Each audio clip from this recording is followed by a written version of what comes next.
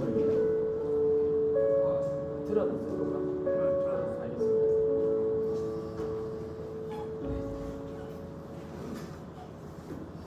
네, 시간이 되었습니다. 다 같이 주학에 맞추어 묵상기도 드림으로 주일 청년 예배를 드리도록 하겠습니다.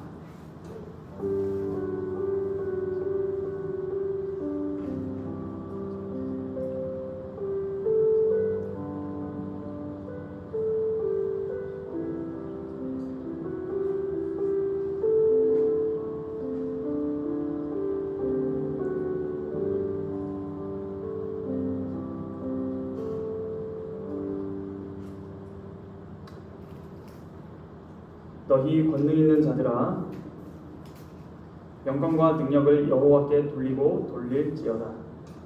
여호와께 그의 이름에 합당한 영광을 돌리며 거룩한 옷을 입고 여호와께 예배할지어다. 여호와의 소리가 물 위에 있도다. 영광의 하나님이 우레소리를 내시니 여호와는 많은 물 위에 계시도다. 여호와의 소리가 힘이 있으며 여호와의 소리가 위엄차도다. 여호와의 소리가 백향목을 꺾으시며 여호와께서 레바논 백향목을 꺾어 부수시도다. 그 나무를 송아지같이 뛰게 하시며 레바논과 시륜으로 들송아지같이 뛰게 하시도다. 여호와의 소리가 화염을 가르시도다. 여호와의 소리가 광야를 진동하시며 여호와께서 가데스 광야를 진동시키시도다.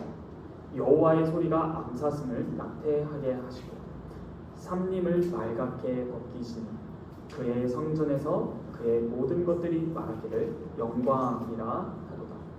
여호와께서 홍수 때에 좌정하셨으며 여호와께서 영원하도록 왕으로 좌정하시도다. 여호와께서 자기 백성에게 힘을 주시며 여호와께서 자기 백성에게 평강의 복을 주시리로다. 아멘. 사도신경은 우리의 신앙 고백을 요약한 것입니다.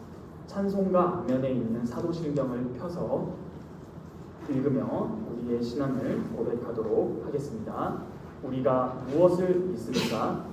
전능하사 천지를 만드신 하나님 아버지를 내가 믿사오며 그 외아들 우리 주 예수 그리스도를 믿사오니 이는 성령으로 잉태하사 동정녀 마리아에게 나시고 본디오 빌라도에게 고난을 받으사 십자가에 못 박혀 죽으시고 장사한 지 3일 만에 죽은 자 가운데서 다시 살아나시며 하늘에 오르사 전능하신 하나님 우편에 앉아 계시다가 저리로서 산자와 죽은 자를 심판하러 오시리라.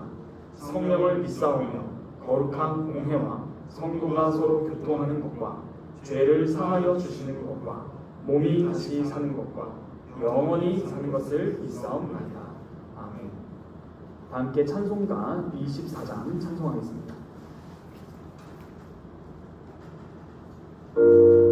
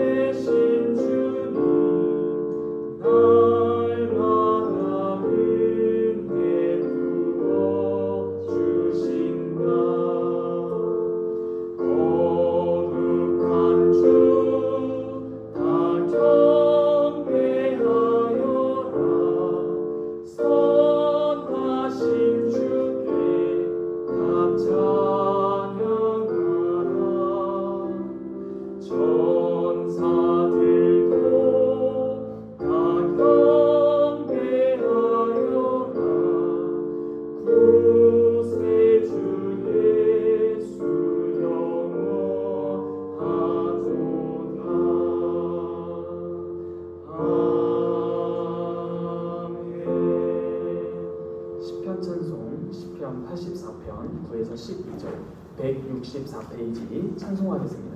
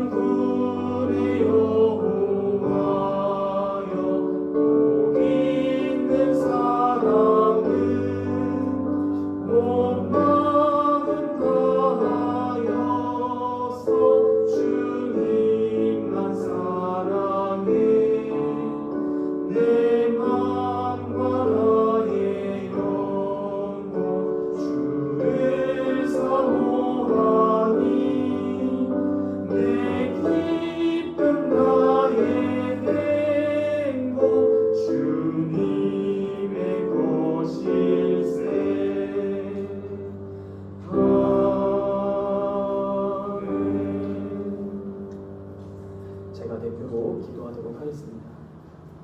거룩하신 아버지, 우리의 하나님, 주님 감사합니다.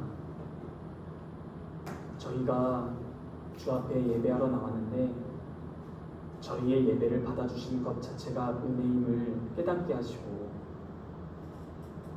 저희를 말씀으로 부르셔서 주님의 자녀 삼아주심에 너무 감사합니다. 결국에는 우리 주 예수 그리스도께서 반드시 다시 오신다 약속하셨고 주님께서 다시 오셨을 때에 내가 믿음을 보겠느냐 라고 말씀하셨습니다.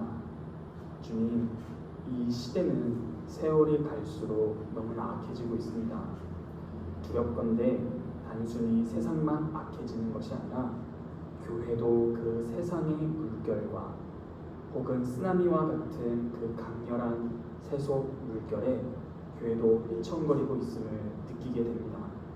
하나님, 무엇보다 주님의 복음의 말씀이 전해진 이 강단을 각 교회의 강단들을 지켜주셔서 하나님의 말씀만 오롯이 선포되며 그것을 듣는 성도들이 주님 안에서 더욱더 믿음이 성장하고 나이가 어리든 나이가 많든 상관없이 전적으로 주님을 의지하며 날마다 주님의 말씀이 공급되는 교회들이 많아지기를 기도합니다.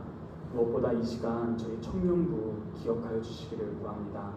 하나님, 저희가 주께 드리는 찬송과 기도와 헌금과 모든 것들 예배를 받아주시고 무엇보다 주님께서 이 시간 이 부족한 자를 통해서 주의 말씀을 선포하사 항상 주님의 말씀에 경청하는 우리들이 되게 하여 주시고 이 선포되는 말씀을 성령 하나님께서 더불어 역사하셔서 저희의 심령 가운데 주의 말씀이 깊이 뿌리내리고 그것이 단순히 주일이라는 시간만 한정된 은혜가 아니라 내일부터 살아가는 한 주일을 움직이고 살아낼 수 있는 힘과 원동력이 될 수 있도록 허락하여 주시기를 구합니다. 이 시간도 주께서 예배를 받아주시고 저희 청년부 한 명 한 명 이 자리에 참석한 모든 자들에게 주께서 은혜를 베푸사 예수 그리스도의 그 은혜와 아버지의 그 깊은 사랑과 성령의 교통의 그 역사가 한 명도 빠짐없이 이 자리에 있기를 소망합니다. 주님, 저희와 함께하여 주심으로 말미암아 날마다 주님과 관계를 가지고 주님과 교제하며 날마다 주님의 뜻을 채받들어 순종하는 저희 모두가 될 수 있도록 성령 하나님 저희와 동행하여 주시옵소서. 주께서 이 예배를 받아주실 것을 간절히 바라옵고 원하옵고 믿사오며 이 모든 말씀 살아서 역사하시는 우리 주 예수 그리스도의 이름으로 감사하며 기도하옵나이다. 아멘.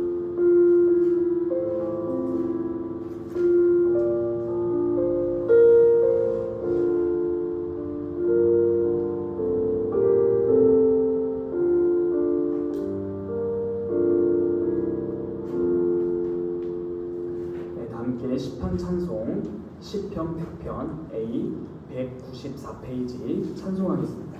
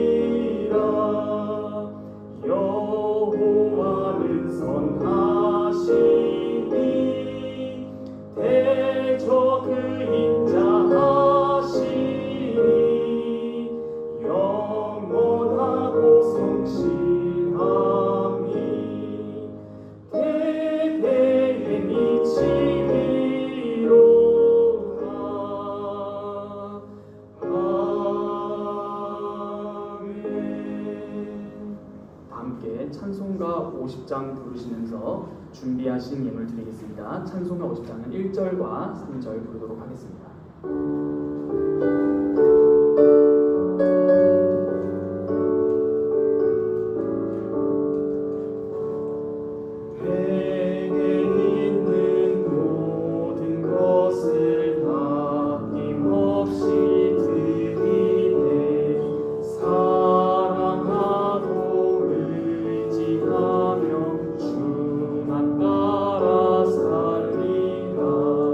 주께 드리네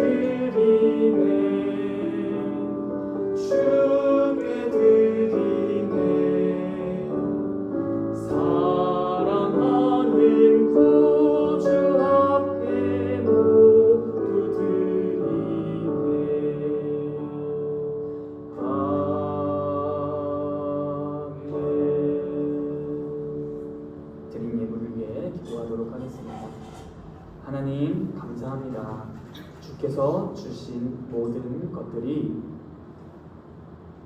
저희의 삶에 역력한 증거로 나타난 것이 저희 수중에 있는 이 물질들입니다. 주님께서 저희의 생명을 허락해 주시지 않았다면, 주님께서 저희에게 이 일을 하기에 적합한 은사를 주시지 않았다면, 저희에게 환경과 상황과 여건을 풍족히 만들어 주시지 않았다면, 저희가 드린 이 예물은커녕 저희의 존재 또한 확실히 알 수 없음을 저희가 고백하게 됩니다. 생사화복의 주관자가 되시는 주 하나님, 온전히 아버지의 뜻을 받들어 살아가는 우리 자녀들이 될 수 있도록 성령 하나님 도와주시고, 저희 안에 내주하시는 성령 하나님께서 힘과 능력을 더하심으로 말미암아 성령에 충만하여 날마다 주님을 쫓아 행하는 자들 다 되길 원합니다.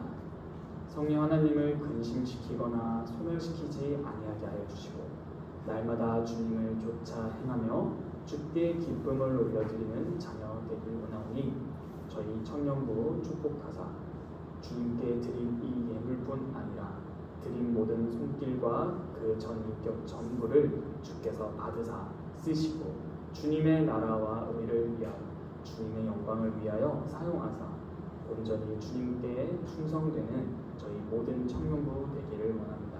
주께서도 이 자리에, 이 예배에 함께하여 주신 것을 믿습니다. 주님 저희에게 공급하여 주시고 필요한 그 말씀을 뿐만 아니라 육체적인 모든 필요들을 허락하여 주셔서 저희가 주님을 섬기는 것에 부족함 없을 수 있도록 허락하여 주시옵소서. 이 예배 시간, 이 기도, 우리의 찬송, 무엇보다 우리의 이 헌금을 주께서 받아주시기를 원하오며, 이 모든 말씀 살아서 역사하시는 우리 주 예수 그리스도의 이름으로 기도합니다. 아멘. 하나님께서 오늘 우리에게 주신 말씀은 갈라디아서 3장입니다.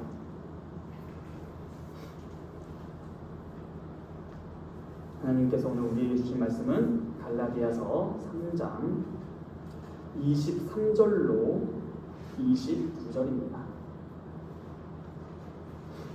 갈라디아서 3장 23절로 29절입니다. 다 찾으셨으면 제가 하나님의 말씀을 봉독하도록 하겠습니다. 믿음이 오기 전에 우리는 율법 아래에 매인바 되고 계시될 믿음의 때까지 갇혔느니라. 이같이 율법이 우리를 그리스도께로 인도하는 초등교사가 되어 우리로 하여금 믿음으로 말미암아 의롭다함을 얻게 하려 함이라. 믿음이 온 후로는 우리가 초등교사 아래에 있지 아니하도다. 너희가 다 믿음으로 말미암아 그리스도 예수 안에서 하나님의 아들이 되었으니 누구든지 그리스도와 합하기 위하여 세례를 받은 자는 그리스도로 옷 입었느니라. 너희는 유대인이나 헬라인이나 종이나 자유인이나 남자나 여자나 다 그리스도 예수 안에서 하나이니라. 너희가 그리스도의 것이며 곧 아브라함의 자손이요 약속대로 유업을 이을 자니라. 아멘. 우리는 지금 기도에 대하여 배우고 있습니다. 현재 기도에 대해서 배우고 있는데요. 저번 주에 마태복음 6장 5, 6절을 들었습니다. 다들 기억하실지는 모르겠지만 그 주된 내용은 골방에 들어가 기도하라라는 그 내용이었습니다. 회당이나 길거리, 어귀 이런 데서 기도하는 것은 단순히 내가 기도하는 것을 남들이 보고 칭찬하겠지라는 유치한 수준의 외식이 아니라 그것을 뛰어넘어 어떤 식으로 예수님께서 회당과 거리에서 기도하는 그 종교 지도자들을 향해서 외식이라고 말했느냐 하면, 그들은 기도라는 그 은혜의 방편 혹은 그 은혜의 수단을 다른 용도로 사용하려 했다라는 그것 자체가 외식이라는 사실을 배웠습니다. 쉽게 말해서 기도를 통해서 다른 사람에게 감화를 주고 계몽을 시키려고 하거나 교훈을 주려고 하는 행동들을 기도라는 수단을 통해서 하는 모습을 들었습니다. 오늘날 이것이 우리랑 상관이 없을까요? 공동체나 공예배 때에 어떤 순서가 있느냐 하면 대표 기도합니다.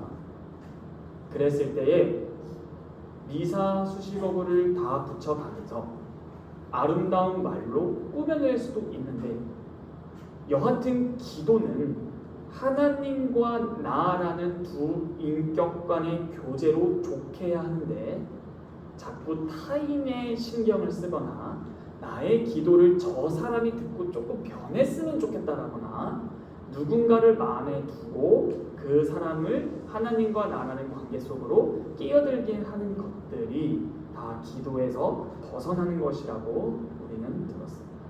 그러므로 기도는 기도다운 도덕적인 성격과 기도다운 이념을 지녀야 한다고 했습니다.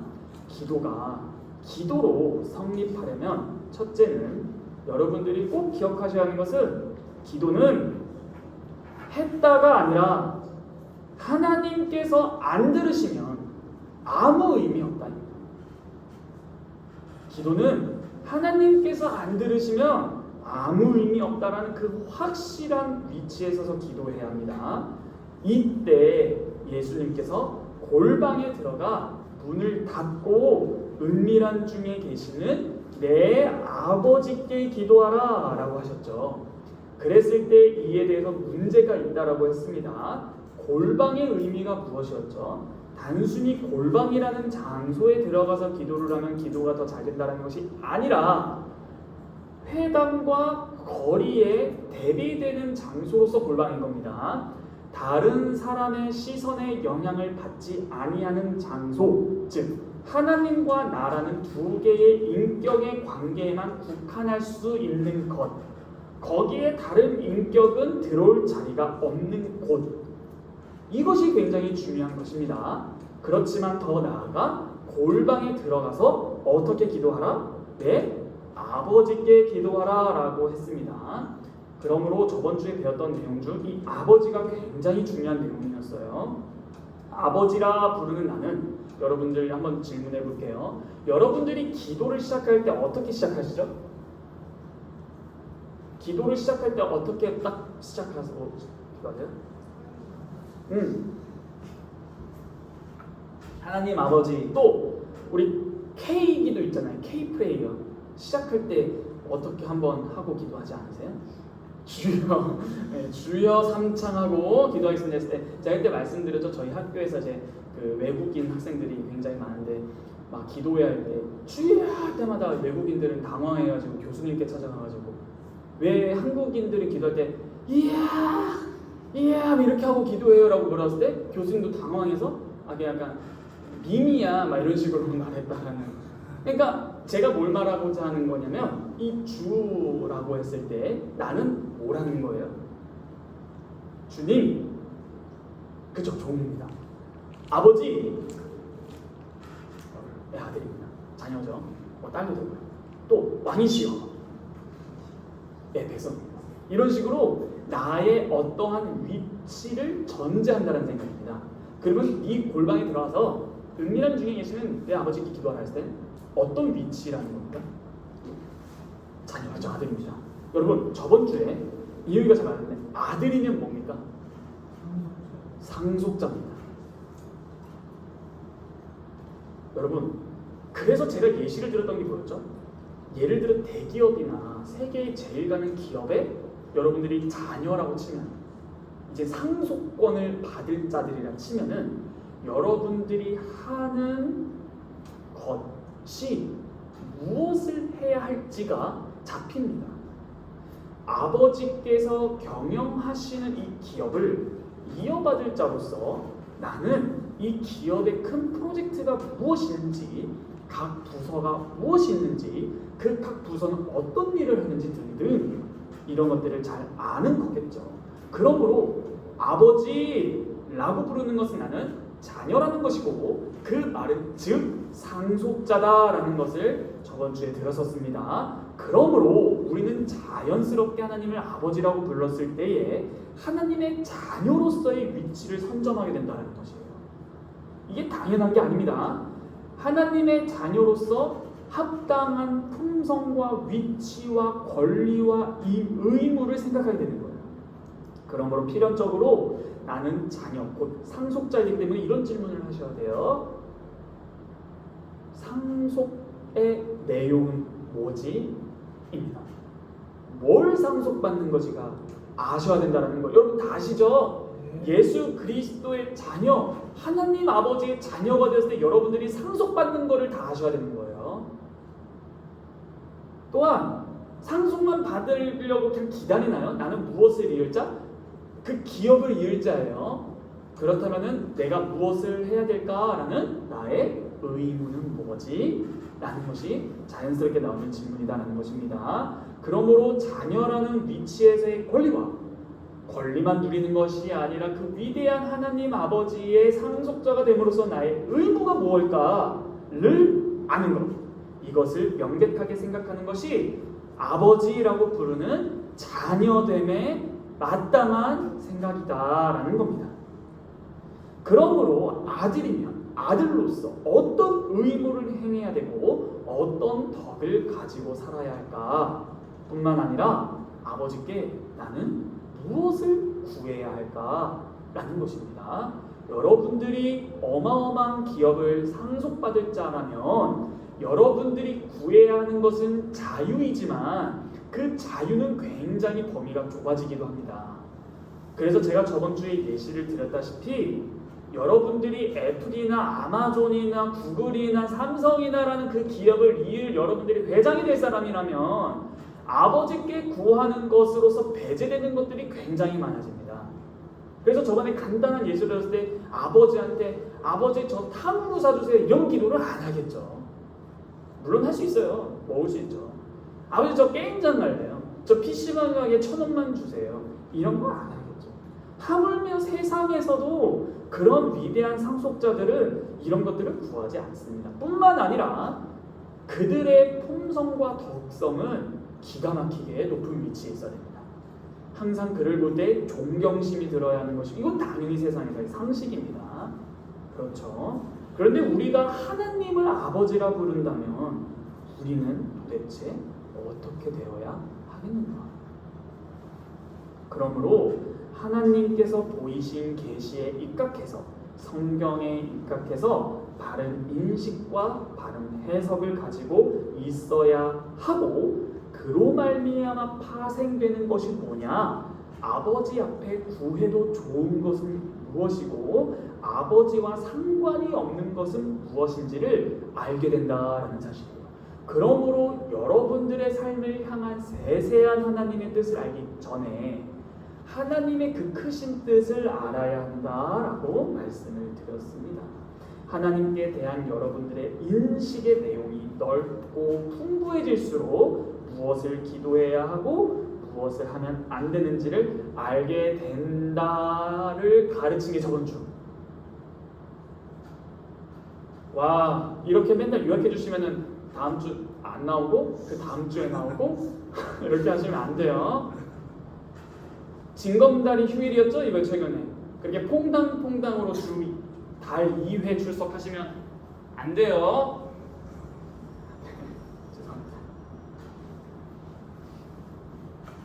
오늘은 이 기도에 대해서 이어서 갈 텐데 오늘 제가 이 말씀을 여러분들께 전할 수 있게 되면 하나님께 너무 감사해요. 오늘 정말 중요한 내용을 할 겁니다. 참 신기하죠. 너무 중요한 내용을 할 때 항상 사람이 없어요. 그렇다고 해서 사람 많을 때는 안 좋은 내용이라는 건 아닌데요. 오늘 굉장히 중요합니다. 이 아들됨의 챕터 2. 오늘 본문 한번 봐볼까요? 24절.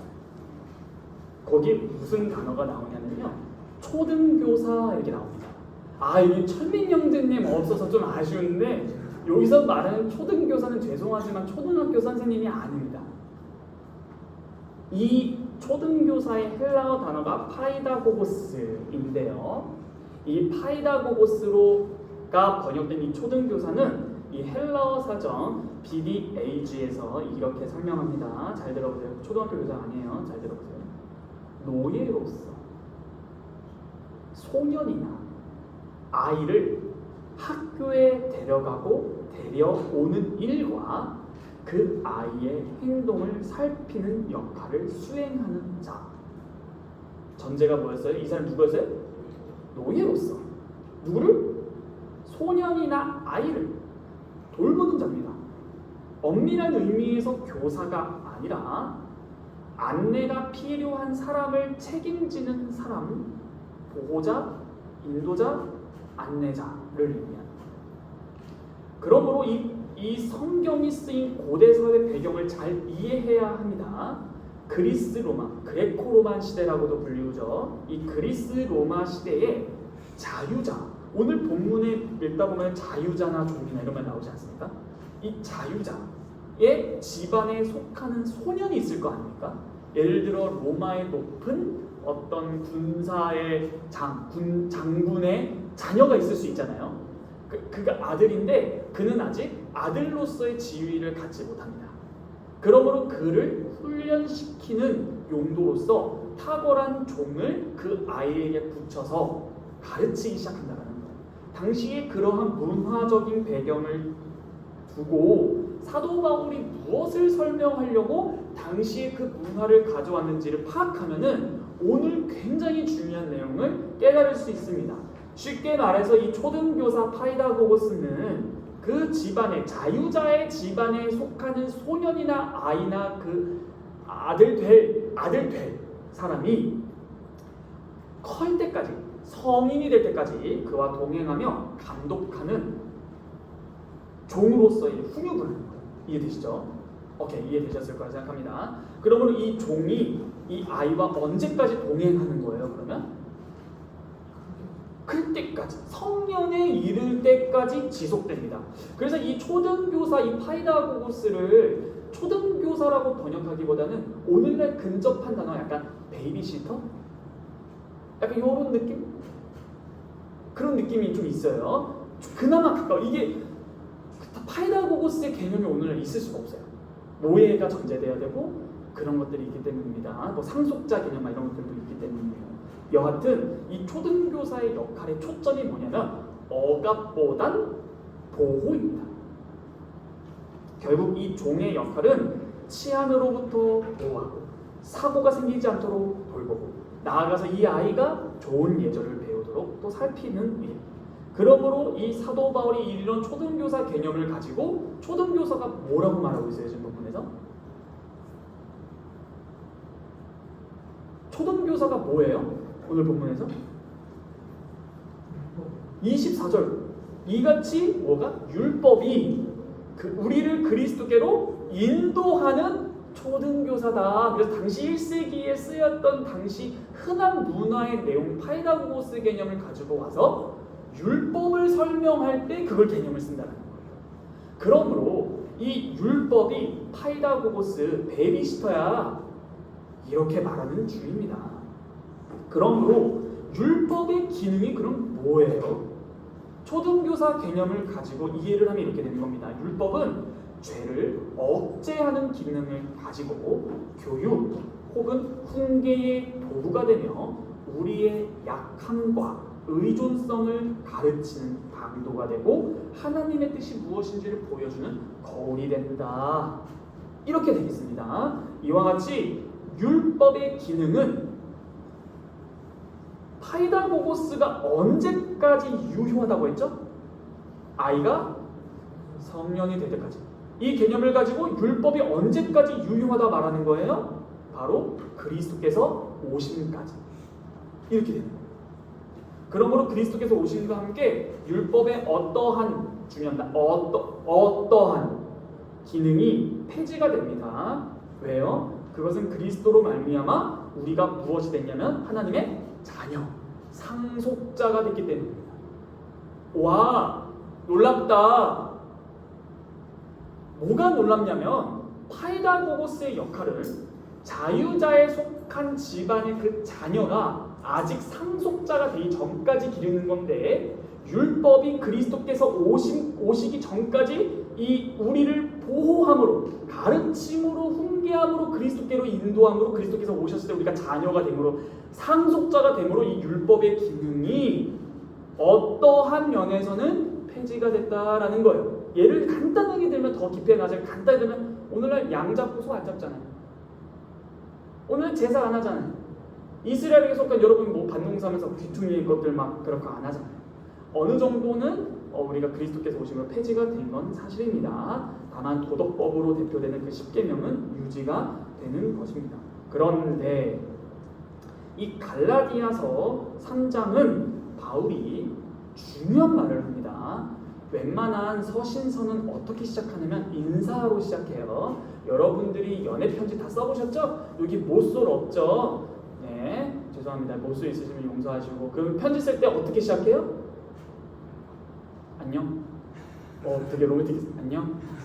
목소리 톤도 중요해. 안녕? 그 다음 어떻게 써요 보통? 다들 안 써보셔서 그래요.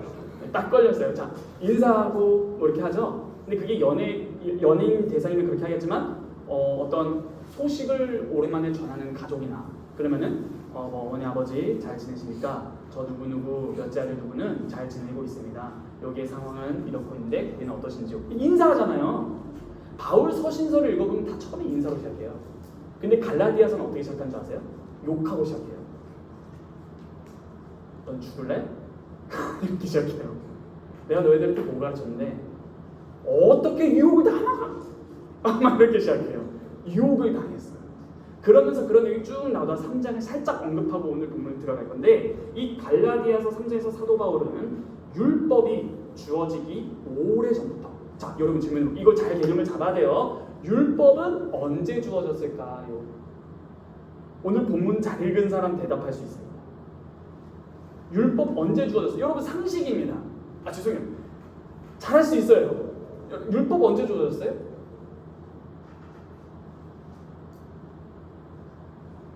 어제? 언제 주어졌어요? 율법 언제 주어졌습니까? 이 성경책 안 보고 율법 대표적인 거 언제 주어졌어요? 누구 때 주어졌어요? 모세. 그렇죠? 이 개념을 어렵습니다. 자, 이 모세 때 주어진 걸 잘 잡고 계세요. 왜냐? 하나님은 오실 메시아, 구약시대에 아직 예수께서 오시기 전 오실 메시아에 대한 뭐를 통해 구원하시길 바라셨다.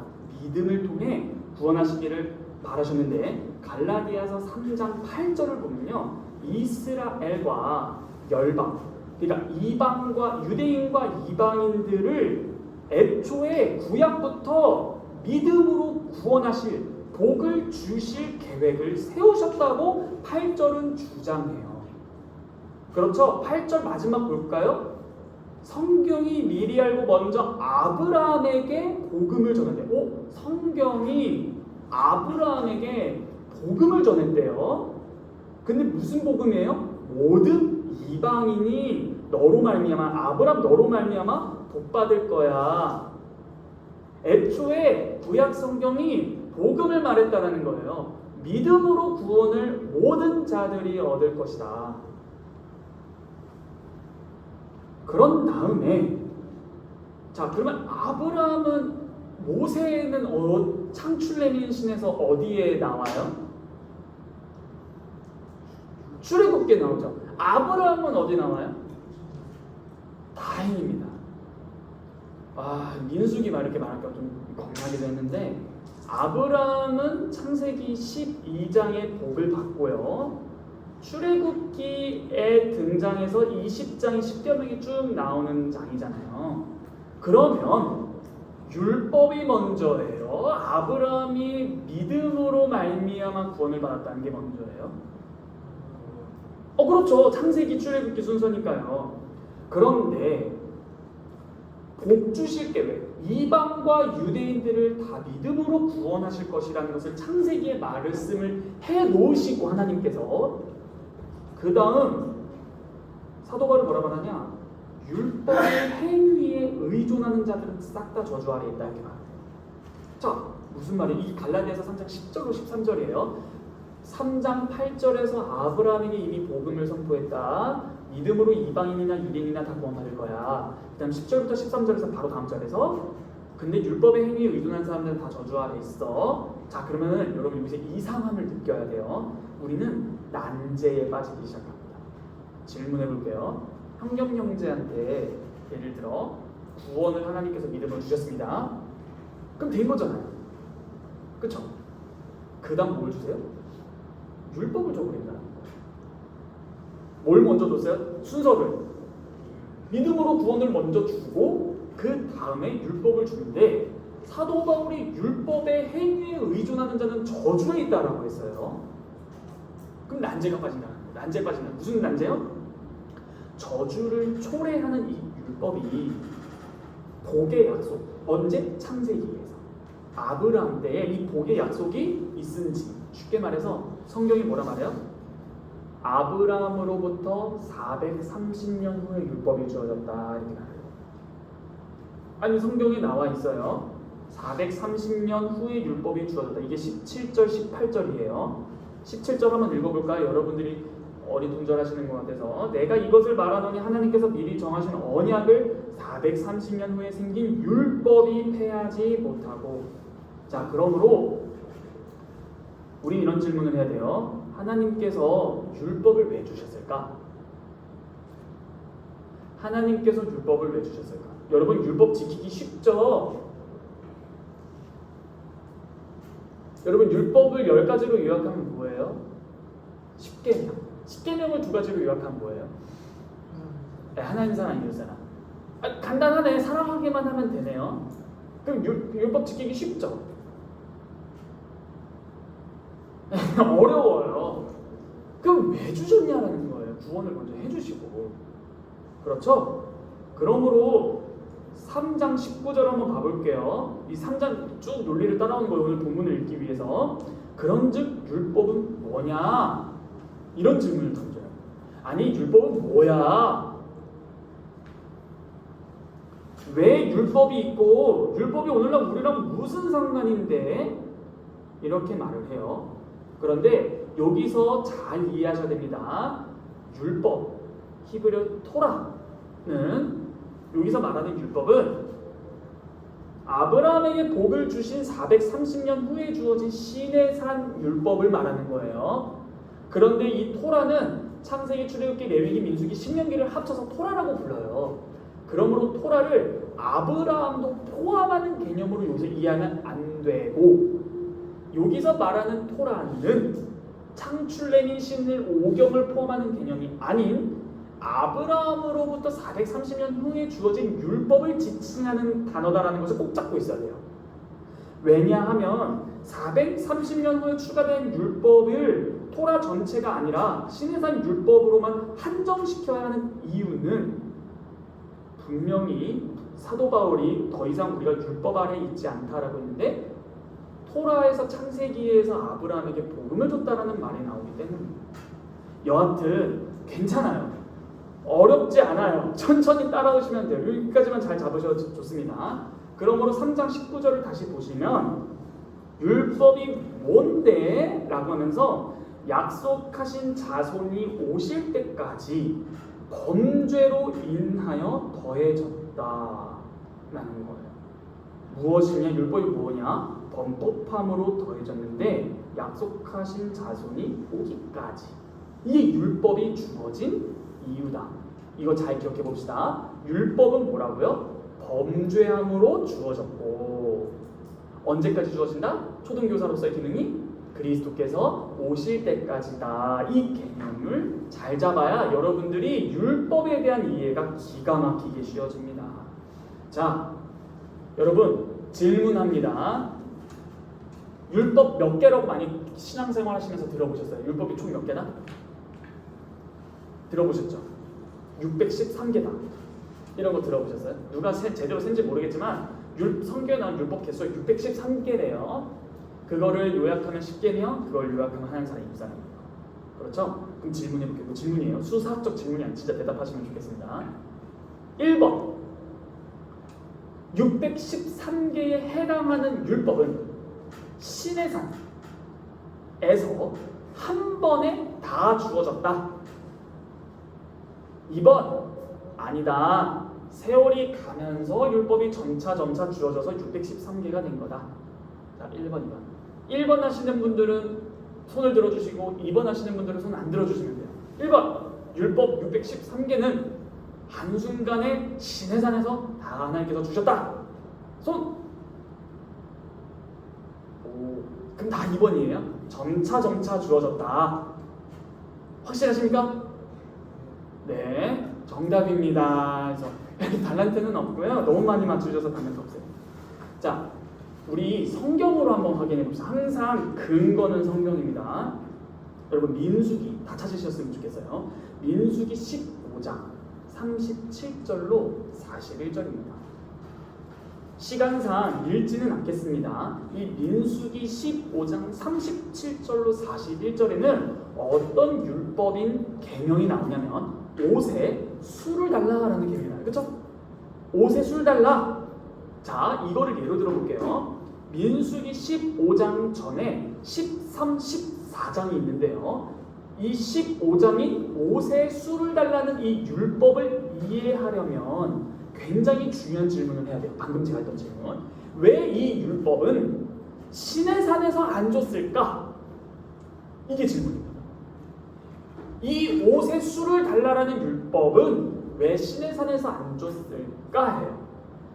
정답은 이스라엘에게 아직 이 율법, 이 계명이 필요하지 않았기 때문이다. 이렇게 말할 수 있어요. 이거를 풀어가도록 할게요. 민수기 15장 37절로 41절에 옷에 술을 달라라는 그 계명은 그 전장인 민수기 13, 14장 사건 때문에 주어진 거예요. 여러분 민수기 13, 14장 사건이 뭔 줄 아십니까? 바로 그 땅을 정탐하는 사건입니다. 몇 명이? 12명. 어떻게 됐어요? 2명은 찬성, 10명 반대, 다수결. 오케이, 반대. 2명이 누구였어요? 여호수아와 갈렙이었잖아요. 자, 잘 들어보세요.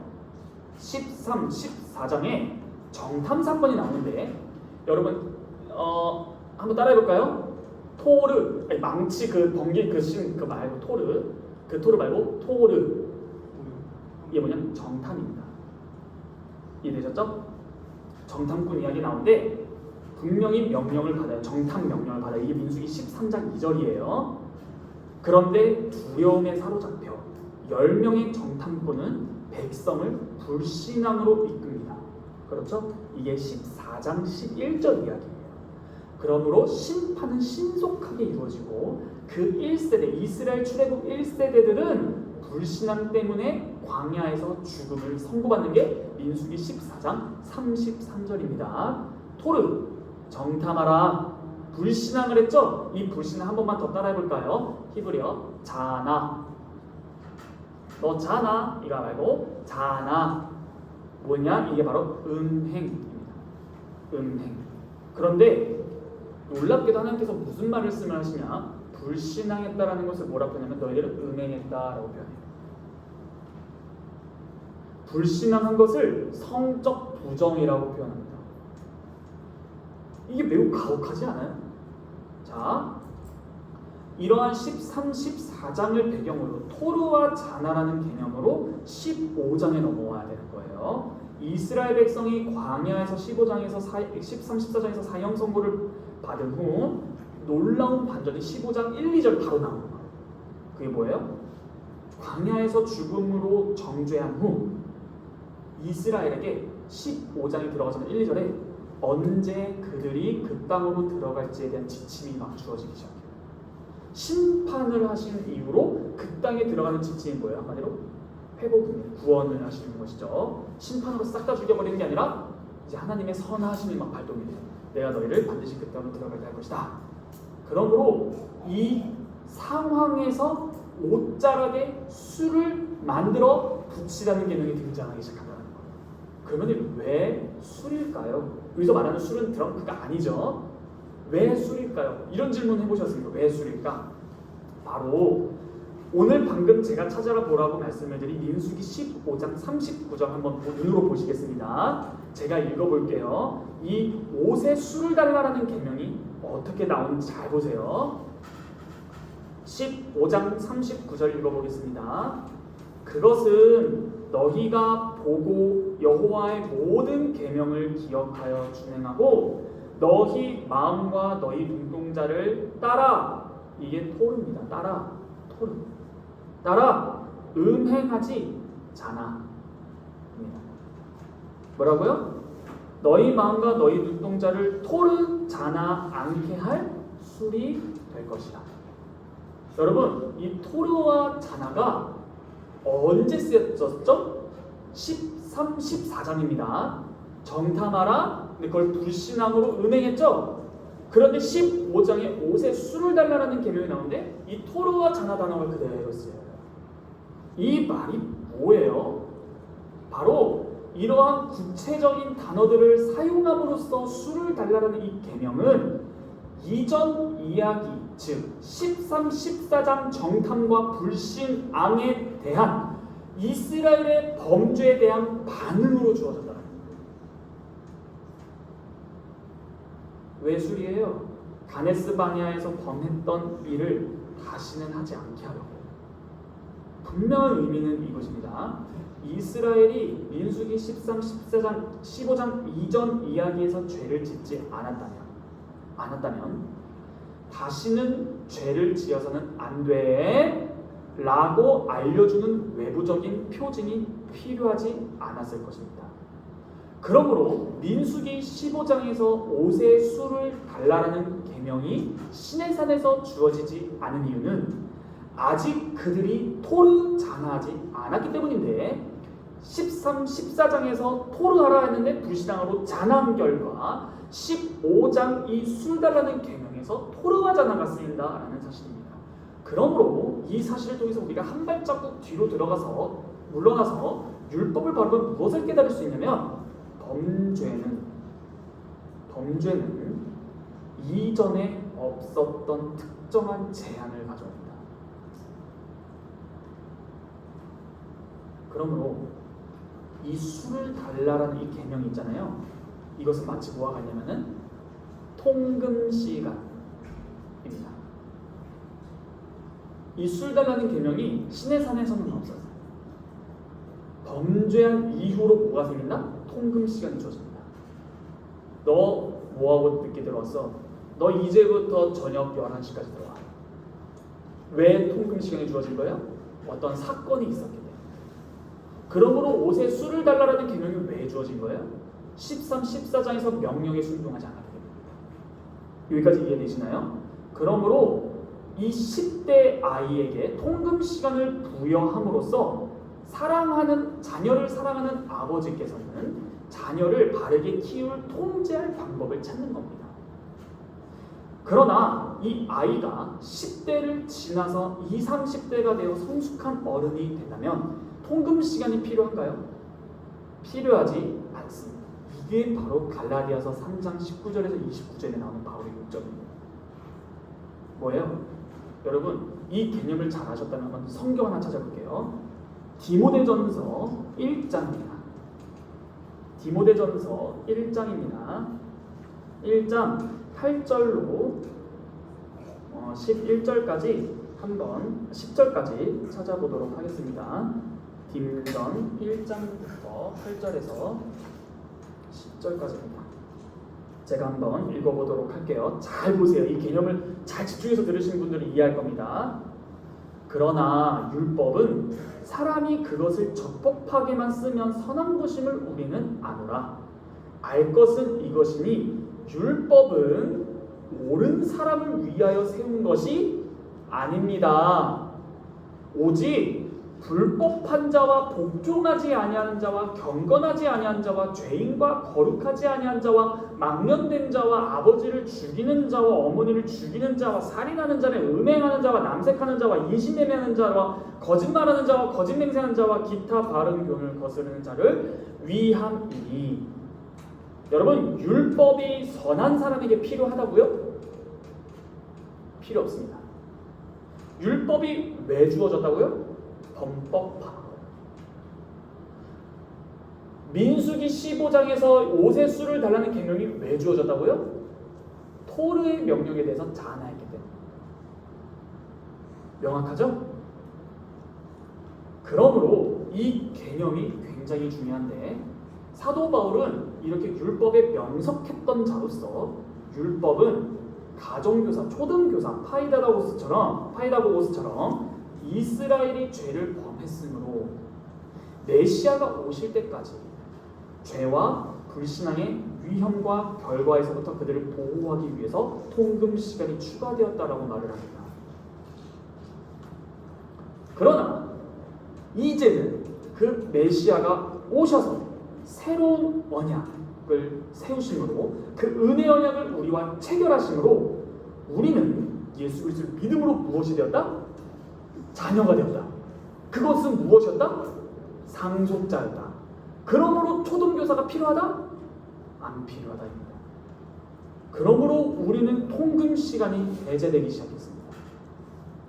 이에 대해서 생각해 볼 수 있는 것은 가정교사, 초등교사, 파이다고고스의 권위 아래 있지 아니한 이유가 뭘까? 율법은 죄를 범한 자에게 경고가 되는 것인데 예수를 믿는 자들은 의로워짐으로써 또한 성령 하나님의 사역으로 말미암아 하나님 나라가 임함으로써 이미 그 하나님 나라에 속한 시민으로서 살고 있으므로 그 예수 그리스도를 믿는 모든 자들 안에 내주하시는 성령 하나님을 의지하며 살아갈 때에 통금 시간의 의미가 없어진다. 왜요? 통금 시간이 주어진 것은 늦게 들어왔기 때문이에요. 그런데 날마다 성령을 의지함으로 말미암아 우리의 아버지가 되시는 그분이 우리에게 요구한 이 율법들을 자연스럽게 지킬 수가 있게 되었기 때문입니다. 그러므로 양자, 아들된, 자녀된 상속자는 아들인갑다가 아니라 복음입니다. 무슨 복음이에요? 그 정죄하는 율법으로부터 우리 자유롭게 합니다. 여러분, 이것이 굉장히 중요해요. 율법이 우리가 율법을 이룰 수 있다는 거예요. 율법주의가 아닙니다. 율법주의의 다른 말은 공로주의입니다. 우리는 율법을 지킴으로 구원을 얻으려고 하지 절대 않아요. 우리는 구원을 얻음으로 율법을 감사함으로 지키는 겁니다.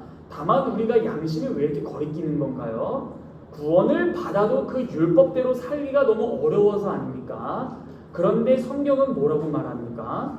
예수 그리스도를 믿은 자들 안에는 성령 하나님이 내주하시기 때문에 그 너희 안에 내주하시는 성령 하나님을 의지하면 너희들이 펴서 읽는 율법을 다 이룰 수 있다. 로마서 8장입니다. 로마서 8장. 다들 펴보실까요? 로마서 8장 1절부터 4절까지 읽어보겠습니다. 놀라운 말씀입니다. 로마서 8장 1절로 4절 제가 읽겠습니다. 그러므로 이제 그리스도 예수 안에 있는 자에게는 결코 정죄함이 없나니 이는 그리스도 예수 안에 있는 생명의 성령의 법이 죄와 사망의 법에서 너를 해방하였으니라. 이게 더 중요합니다. 3, 4절 3절 율법이 육신으로 말미암아 연약하여 할 수 없는 그것을, 다른 말로 하면은 우리의 이 육신 죄악된 본성으로는 율법의 요구를 이룰 수 없지. 그런데 하나님은 하실 수 있어. 곧 죄로 말미암아 자기 아들을 죄 있는 육신의 모양으로 보내어 육신의 죄를 정하사 4절 육신을 따르지 않고 그 영을 따라 행하는 우리에게 뭐가? 율법의 요구가 이루어지게 하려 하십니다. 영을 따라 우리 안에 내주하시는 성령 하나님을 쫓아 행하는 자들에게 어떤 효과가 일어난다? 율법의 요구를 이루게. 와, 여러분들 이거에 대해서 감흥이 없으십니까? 감흥이 없으시다면은 자포자기했거나 아니면은 내 삶에 딱히 하나님께서 명령하신 게 뭔지 모르거나 아니면 그 명령하신 것을 알고 어겨도 양심에 가책이 없는 경우입니다. 우리는 아버지라 부르는 그분의 명령에 순종하는 이유는 구원을 받기 위해서가 아니라 이미 자녀로 상속자가 되었는데 아버지의 거룩하심, 아버지의 선하심, 아버지의 사랑하심, 아버지의 의로우심, 아버지의 무한하심이라는 그 영광의 광채를 내가 자녀 됐는데 왜 이렇게 나는 아버지의 아버지다움을 담지 못하고 있지? 이에 대해서 슬퍼하고 애통하는 자들이 그러므로 날마다 회개하는 자들이 신자입니다. 그런데 이러한 우리에게 선포되는 이 말씀이 가르쳐 주시는 진리가 뭡니까? 너희들이 구원을 받아도 지키기가 어렵다라고 인식되어 있는 그 율법을 이룰 수 있는데 그게 뭐냐? 너희 안에 내주하는 성령 하나님을 의지했을 때 가능하다. 그러므로 여러분 저는요 성격상 막연한 걸 싫어해요. 의지하십시오. 그 뜻 아는 분.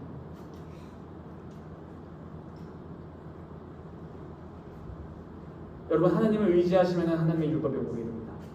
의지하십시오. 아멘. 기도하겠습니다. 해서 끝내버리면 여러분 의지한다는 게 뭐예요 도대체? 왜 그 질문을 안 하시는 겁니까? 짧게 말하고 마치겠습니다. 히브리어 성경은요 사랑을 뜻하는 단어가 3개 있습니다. 사랑, 찐사랑, 찐찐사랑. 네. 러브, 딥 러브, 크레이지 러브. 이런 느낌이에요. 성경으로 한번 이렇게 일단 단어 말씀드릴게요. 러브, 아합, 찐 러브, 가네, 찐찐 러브, 다캅입니다. 다캅은 다마크입니다. 여러분 구약에서 이 아하브는 그냥 러브거든요. 근데 이 카네, 찐 러브 있죠? 두 번째 러브, 이거는 대부분 개역개정된 질투로 번역이 됩니다. 질투. 더 좋은 거는 정열, 불타는 사랑, 이렇게 말할 수 있습니다. 우리가 이거를 성경으로 한번 확인해 보면 좋을 것 같아요. 우리 요엘서를 한번 가보도록 하겠습니다. 여기서 요엘서 12 아가서 8장 6절. 아가서입니다. 죄송합니다.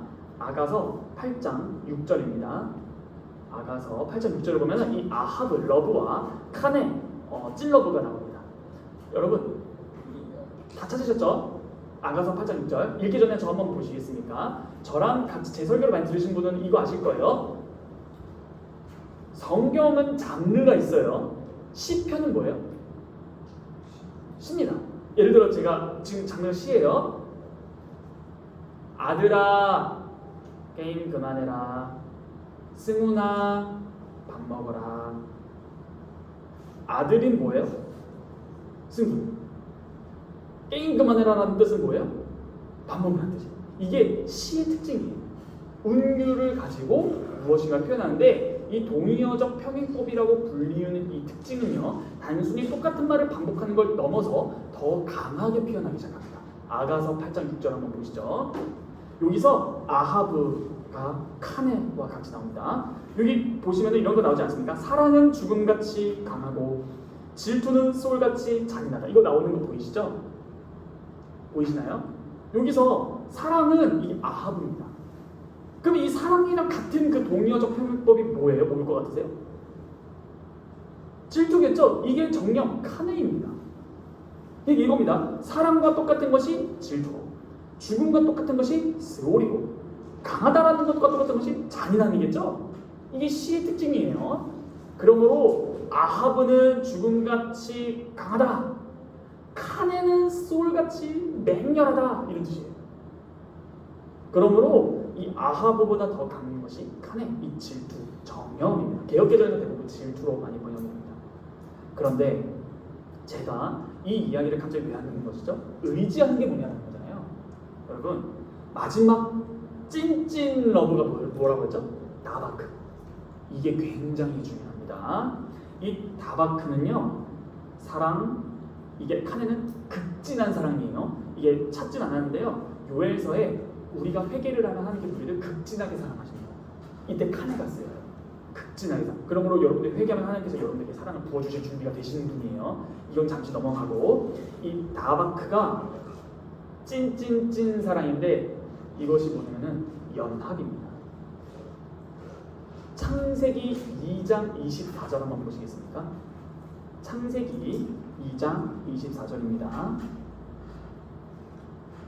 거기에 무슨 장면이냐면요, 한 남자가 부모를 떠나 그의 아내와 뭐하며 합하여 둘이 한 몸을 이룬다죠. 이게 연합이잖아요. 연합한다, 한 몸이 된다.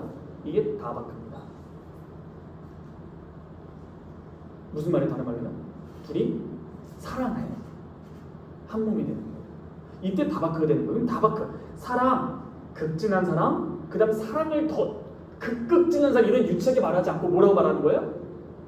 연합. 이게 사랑입니다. 자, 이 상태로 신명기 30장으로 넘어가겠습니다. 5분 안으로 끝낼 거예요. 신명기로 넘어가서 30장으로 가보겠습니다. 굉장히 중요한 개념이에요. 신명기 30장 11절을 한번 보시겠습니까? 30장 11절입니다. 내가 오늘 내게 명령한 이 명령은 율법이죠. 내게 어려운 것도 아니요 먼 것도 아니고. 형제 이러는 거예요. 죄송해요. 계속 형제 불러서. 형제 율법 지키기 어때요? 어려워요? 쉬워요? 하나님께서 뭐라 말씀하세요? 형경아 안 어려워. 동의하십니까? 오케이, 웃음으로 답변해 주셔서 감사합니다. 서영자는 율법 지키기 쉬워요? 어려워요? 내게 어려운 것이 아니래요. 뭐지? 성경은 뭐라고 말을 해요? 율법이 어렵지 않대요. 근데 저도 이게 동의가 안 됐습니다. 어려운데, 즉 어렵지 않고 쉬워, 멀리는 거 아니야, 이렇게 말을 해요. 또 14절 볼까요? 똑같은 장 30장 14절. 너가 이거를 행할 수 있어, 이렇게 말을 해요. 안 되는데, 못합니다. 여러분 진짜 쉬워요? 행할 수 있어요? 오히려 우리의 삶과 경험은 그렇지 않다라고 말하지 않습니까? 음란하지 마라. 어렵습니다. 미워하지 마. 어렵습니다. 사랑해. 싫어요. 게으르지 마. 그건 조금 할만한가? 어려워요. 그런데 성경은 뭐래요? 쉬워. 근거가 뭘까요? 신명기 30장 20절 보시겠습니까? 마지막 절이죠? 여기서 마지막 엔딩입니다. 너 하나님을 사랑하고 내 하나님을 사랑하고 그의 말씀을 청종하며 또 그를 의지해. 그러면 돼. 이거예요. 여기서 마지막 또 그를 뭐하라? 30장 20절. 내 하나님을 여호와를 사랑, 내 하나님 여호와를 사랑 그의 말씀을 청종하고 또 그를, 이게 다바크입니다. 무슨 말이에요? 율법 쉬워. 지킬 수 있어. 그와 연합하면. 이겁니다. 그냥 지켜가 아니라 의무를 행해. 어려워요. 이거예요. 의무를 행할 수 있는 힘까지 줬어. 이겁니다. 의지하라. 성령 하나님을 의지하십시오. 무슨 말이에요? 연합하라. 그와 찰싹 붙어있어라. 그를 전적으로 붙들어라. 그가 이루신 한 일. 그를 의지하라. 그를 사랑하라. 그와 연합하라. 나는 포도나무요, 너희는 가지가 나에게 붙어있지 아니하면은 아무 열매도 맺지 못하나. 연합입니다. 나에게 붙어있어. 그리고 신명기 30장 6절에서 뭐라 말해요? 마음에 할례를 또 말합니다.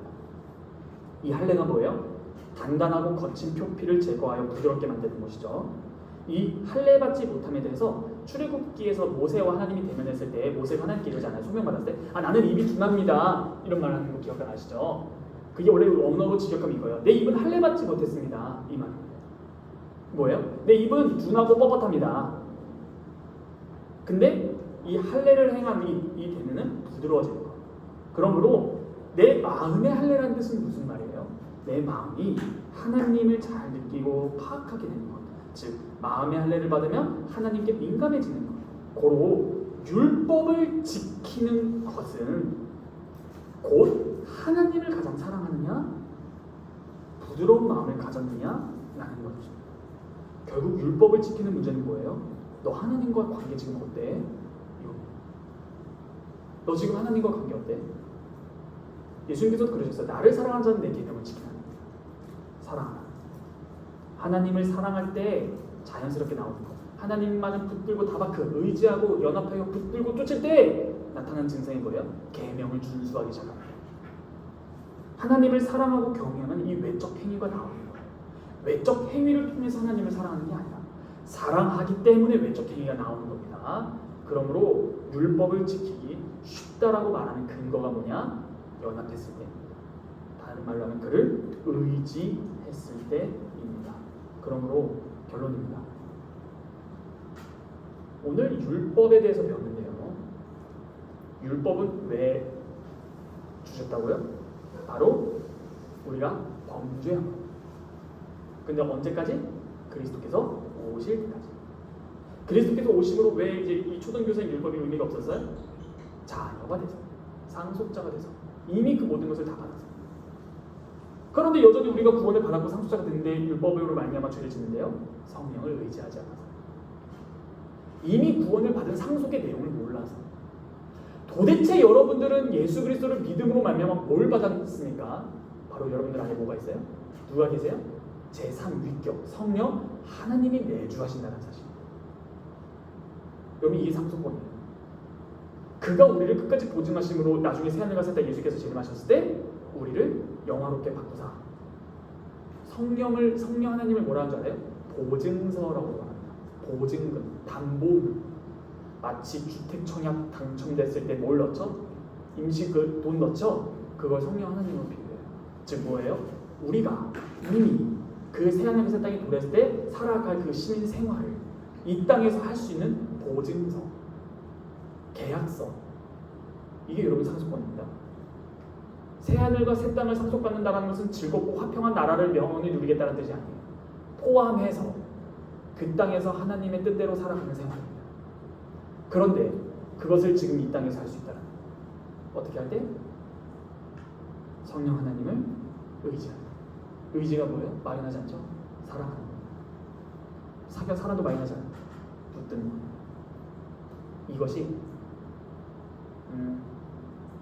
나오미와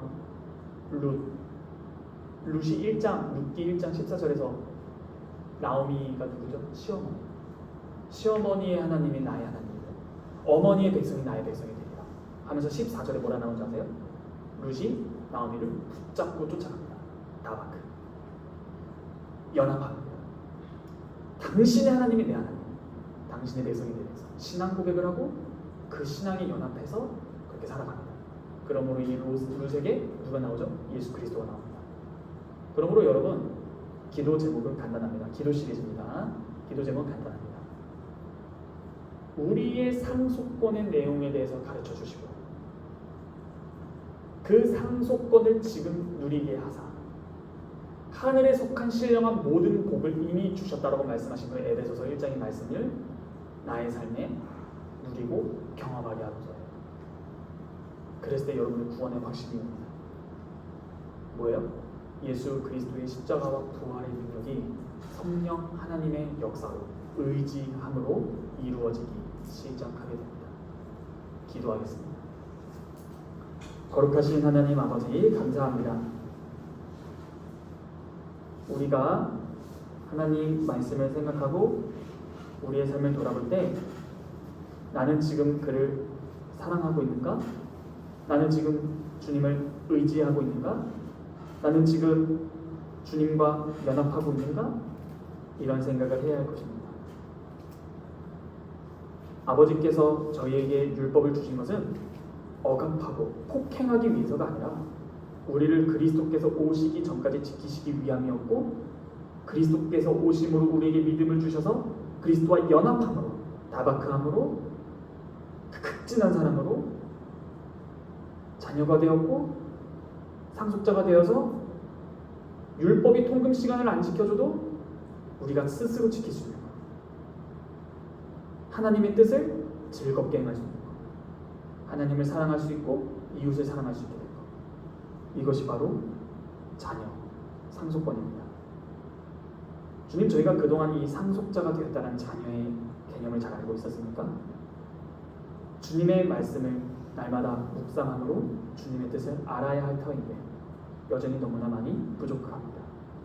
주님, 저희 청년부 모두에게 하나님의 말씀이 깊고 오묘한 도리를 더욱더 깊이 가르쳐 주셔서 우리의 삶과 경험이 주님의 뜻을 행하는 게 너무 어려워가 아니라 성령 하나님을 의지했던 성령님께서 유기적으로 역사하사 나를 통해서 율법을 이루신다 라는 것을 고백할 수 있는 참된 구원의 복음을 맛보고 경험하고 간증할 수 있는 저희 모두가 될 수 있도록 축복하여 주시옵소서. 이 모든 말씀 살아서 역사하시는 우리 주 예수 그리스도 이름으로 감사하며 기도하옵나이다.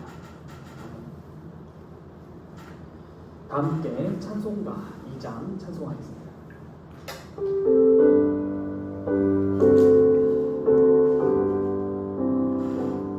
찬양 성부 성자 성령 성삼위일체대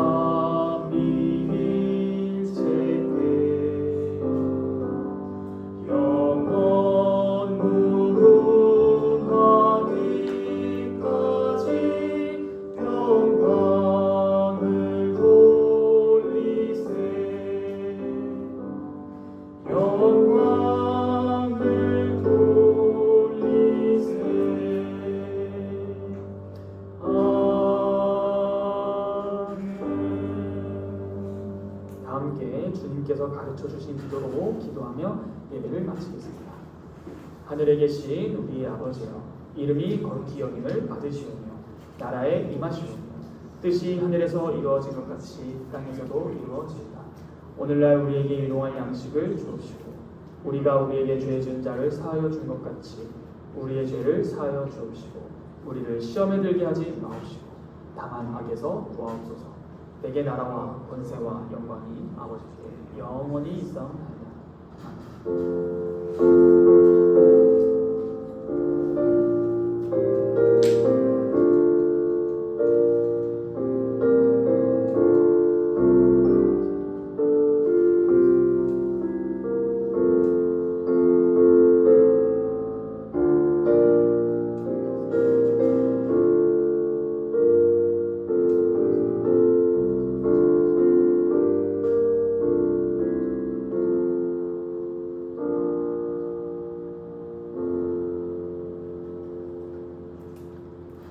모든 예배를 마쳤습니다. 광고는 저희 청년부 예배 우리 오늘 하기 전에 어제 했던 거 그냥 보시면 되고요. 여러분들께 꼭 말씀드리고 싶은 건 복음은요 말에 있지 않고 능력에 있습니다. 네, 이게 되게 중요합니다. 복음은 말에 있지 않고 능력에 있습니다. 여러분들이 그 능력을 다 경험하셨으면 좋겠고, 제가 짧게 쓰지 못해서 그냥 광고를 하나 짧게 드리면 저희 책 모임 하고 있죠. 기독교적 관점으로 바라보는 그 정신질환에 대해서 읽고 있는데 굉장히 책 내용이 너무 좋아요. 다들 끄덕끄덕 하시죠? 읽고 계시잖아요, 그렇죠?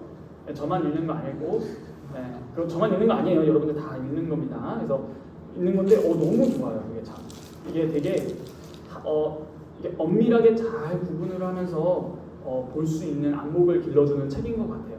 그래서 우리가 전문가가 될 수는 없지만 그래도 그런 비슷한 상황에 처했을 때 함부로 막 쭉 다가가서 저 사람을 쉽게 정죄하거나 아니면 쭉 다가가서 그냥 막연하게 감싸거나 그러지 않을 수 있을 것 같아요. 그래서 잘 진단하는 그런 또 우리의 성장이 있을 것 같습니다. 네, 좋습니다.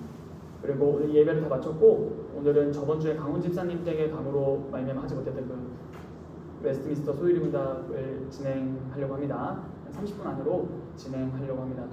다들 좀 많이 바쁘신 것 같아서 항상 제가 약속을 하면 30분 안으로 지키겠다 하면 잘 지켰죠? 네, 잘 지켰습니다. 네, 잘 못 지켜서 죄송하고 그래서 자리를 모아서 소유리 문답을 이제 교육을 진행하고 모든 순서를 마치도록 하겠습니다. 네, 모든 순서 마치겠습니다. 수고하셨습니다. 시장님 감사합니다.